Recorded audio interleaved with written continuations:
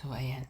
Good day po, ma'am. Ako po si James Lawrence Bellion Malusa. At ngayon po, naghanda po ako ng lesson po na ituturo ko po sa inyo. Para sa ganun ay mas ma-improve po natin yung health nyo po dito sa bahay nyo. So, ang topic na ito po ay aking pinamagatang Breeding Grounds, the Hidden Danger in Your Backyard. So dito po, tatalakayin natin kung paano nagiging sanhi ng sakit ang maraming kapaligiran. Tapos ah, ano po yung ating pwedeng magawa or ano po yung magagawa natin para maiwasan ito or ma-improve po ito. So, um, una po, ano kaya ang vector? Ang vector ay isang organism or kadalasan insekto or tulad ng lamok or langaw na nagdadala ng pathogens o germs mula sa isang tao papunta sa iba. So, halimbawa po, ang dengue, di ba dala po siya ng lamok? So, dito po ay malalaman po natin na ang mosquito po or ang lamok ay isang vector. Dahil ito po ay nagdadala po ng virus or ang nagdadala po ng germs mula sa ibang lugar. So, mahalaga din po talaga na maintindihan natin ito para maiwasan ang pagkalat ng sakit. So, next, saan ba madalas nanganganak o nagpapahinga ang mga vectors? Which is yung breeding sites and resting sites po. So, una, doon po sa mga lumang gulong. Siyempre, yung mga lumang gulong. Pag ganyan po, 'di ba? Stagnant water. So, yan po, pag umulan, mag-aano po siya, ma-accumulate po dun yung tubig. So, magiging stagnant water po siya. Which is, pwede pong pamahayan ng lamok. So, next ay baradong alulod. Next ay paso ng halamanan. So, pwede din po pala yung mga paso. So, pati sa ating mga basurahan. Tapos sa resting sites naman po ay yung mga damuhan, tambak ng basura, or minsan pati sa loob mismo ng bahay. So dito po sila dumadami. So kailangan natin din itong pong malaman kasi para malaman din natin kung saan tayo dapat maglilinis. Siyempre kapag halimbawa, ah, sobrang lamok talaga. Ang daming nangangagat sa akin. So, alam na natin ngayon kung saan sila hahanapin. Saan natin sila ah, lilinisin. Eh di ba nga po, nagdadala po yung mga langaw, lamok, ng sakit. So, ano nga ba yung mga sakit na pwede nating makuha mula sa breeding sites na yan? So, una po, dengue o chikungunya. Ito po ay galing po sa Aedes mosquitoes. Next, malaria mula sa Anopheles mosquito. Tapos leptospirosis din na galing naman sa tubig na may ihi ng daga. So, hindi lahat ng vector is yung mosquitoes and langaw lang. Pati po yung mga daga. Which is, yung daga naman, hindi naman sila pupunta kung hindi naman madumi yung paligid, di ba? So, kadugtong din siya sa paglilinis ng paligid natin. Tapos may mga totoong kaso na rin ng simpleng tubig ulan tapos naging dahilan pa ng dengue outbreak. Kaya hindi rin biro ang mga sakit na ito. So, dito natin ma-realize na mahalaga talaga maglinis. 'Di ba? Ngayon naman po ay tatalakayin naman natin kung paano natin matatanggal ang mga breeding or resting sites na to. Una, remove or cover stagnant water. So, aalisin daw po natin yung tubig sa mga lalagyan or tatakpan na lang natin. So, like naman yung mga ah, gulong, yung old na tires, which is hindi naman po siya kailangan. So, tanggalin na lang po natin yung mga tubig doon. If naman po meron po tayong mga storage po ng tubig, which is kailangan pa po natin yung tubig, mas maigi po na i-cover po natin siya para hindi naman po pamahayan ng lamok. Next, clean gutters or drains. lilinisin naman po natin yung mga baradong alulod or mga kanal, which is maiipon po yung tubig doon. So if linisin po natin siya, mag-flow na po siya ng maayos and hindi na po mag-stagnant yung water doon.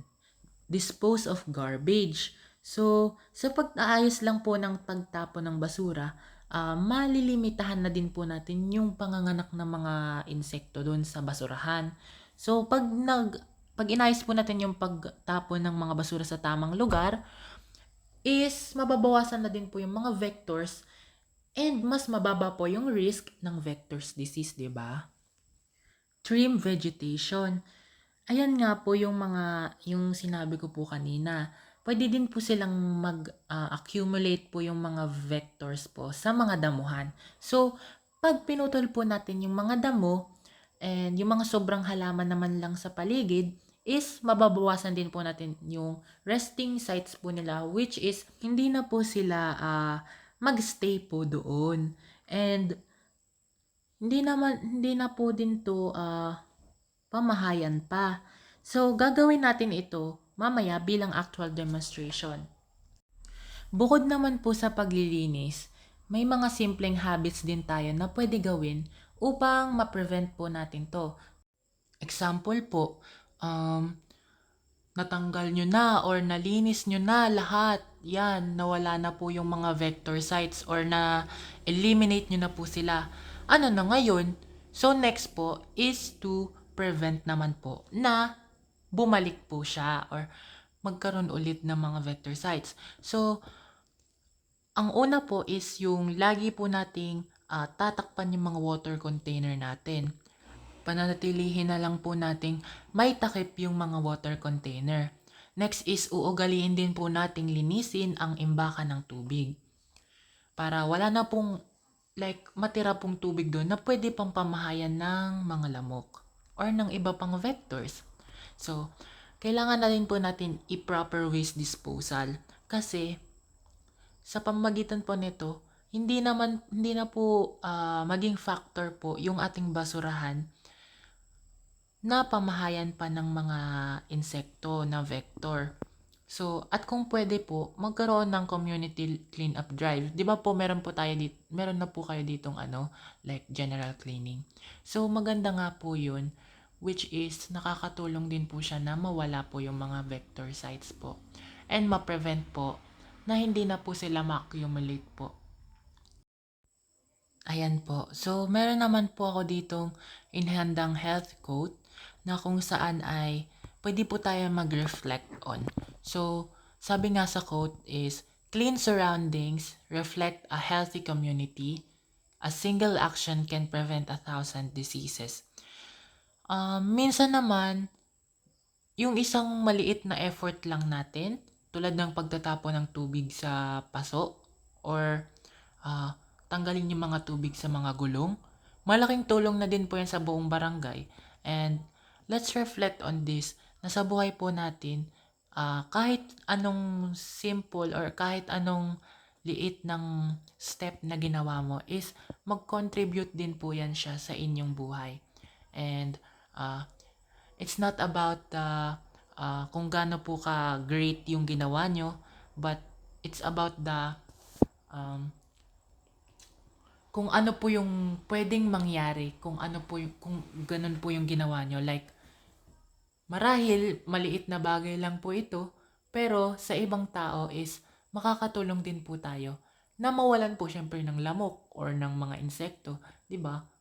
Nakakakatikaya yan sa iba't ibang mga bahay, 'di ba? So, if mangunguna po tayo na gawin po yung maliliit na bagay na po na yun, is syempre makakatulong na rin po tayo sa ibang tao. At para po sa panghuli, isang paalala po mula sa Bible is, the Lord God took the man and put him in the Garden of Eden to work it and take care of it. Genesis 2 verse 15. So dito po pinapakita na from the very beginning, tayo ay binigyan ng responsibilidad ng Diyos para alagaan ng kalikasan. So kalinisan ay hindi lang health issue. isa rin itong spiritual duty. Panapaalalahanan po tayo ng Bible verse na to na this world is not ours po.